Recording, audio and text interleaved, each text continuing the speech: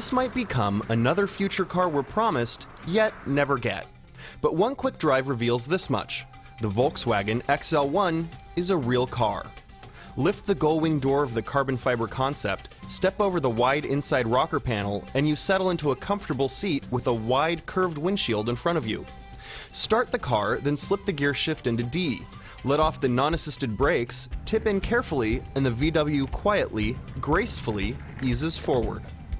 The plug-in hybrid midship power plant consists of a 27 horsepower lithium-ion battery-powered motor with 74 pound-feet of torque, a 47 horsepower 0.8-liter two-cylinder turbo diesel producing 89 pound-feet, and a 7-speed dual sequential gearbox, all of it driving the rear wheels with a combined 74 horsepower and 163 pound-feet of torque. While the fender-skirted two-door body style recalls the GM EV1 from some angles, the roof panel where the rear window would be is right off the Tatra T77. Side view mirrors are tiny cameras halfway down each gull-wing door panel, with video screens fairly low at the leading edges of the interior outboard armrests to reduce glare. They're effective, but different. Steering is very direct, with great feel and feedback, because, like the brakes, it's not power-assisted, which saves weight. The suspension is stiff, but it doesn't seem too harsh to anyone familiar with traditional sports car ride quality. It feels like it would be a good handler if the stiff tires didn't give up so easily. Kick down the throttle for more power, and the TDI starts up with the kind of rumble you might remember from an Olds or Rabbit diesel. It quickly becomes unnoticeable though, and actually adds to the feel that you are engaged with the car. The mechanical brakes certainly need more boot than most power-assisted units do, though that same engaged driver won't complain.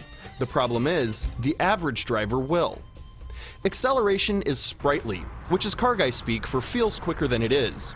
VW says it'll do 0 to 62 miles per hour in 11.9 seconds with top speed electronically limited to 99 miles per hour. VW says the XL1 consumes just 0.91 liters of diesel per 100 kilometers, the equivalent of about 260 miles per gallon. The battery is good for up to 22 miles of pure electric powered driving with total range of 332 miles before filling the 2.64 gallon tank. Better yet, VW says the XL1's 360-volt recharging box can fill up the battery in 30 minutes. A 240-volt recharge takes an hour. So what's the problem? Rendering a car in carbon fiber costs about 20 times as much as steel. That would make this plug-in sports car far more expensive than the Chevy Volt. Still, VW engineers keep talking about the XL1 in terms of a production version.